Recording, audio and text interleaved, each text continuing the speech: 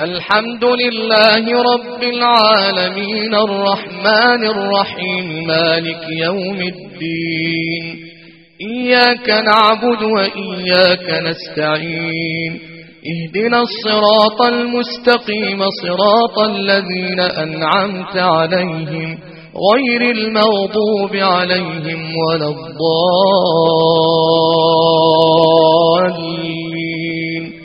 آمين. ألم تر إلى الذين نافقوا يقولون لإخوانهم الذين كفروا من أهل الكتاب لئن أخرجتم لنخرجن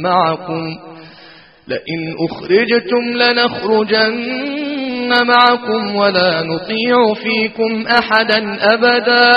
وإن قوتلتم لننصرنكم والله يشهد إنهم لكاذبون لئن أخرجوا لا يخرجون معهم ولئن قوتلوا لا ينصرونهم ولئن نصروهم ليولن الأدبار ثم لا ينصرون لأنتم أشد رهبة في صدورهم من الله ذلك بأنهم قوم لا يفقهون لا يقاتلونكم جميعا إلا في قرى محصنة أو من وراء جدر لا يقاتلونكم جميعا إلا في قرى محصنة أو من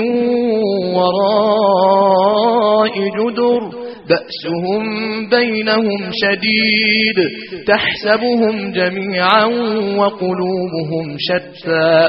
ذلك بأنهم قوم لا يعقلون كمثل الذين من قبلهم قريبا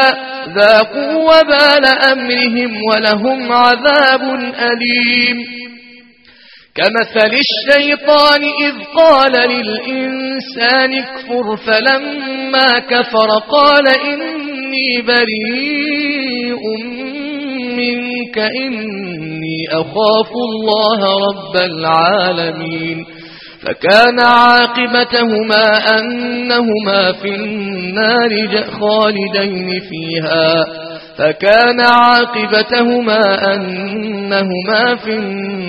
خالدين فيها وذلك جزاء الظالمين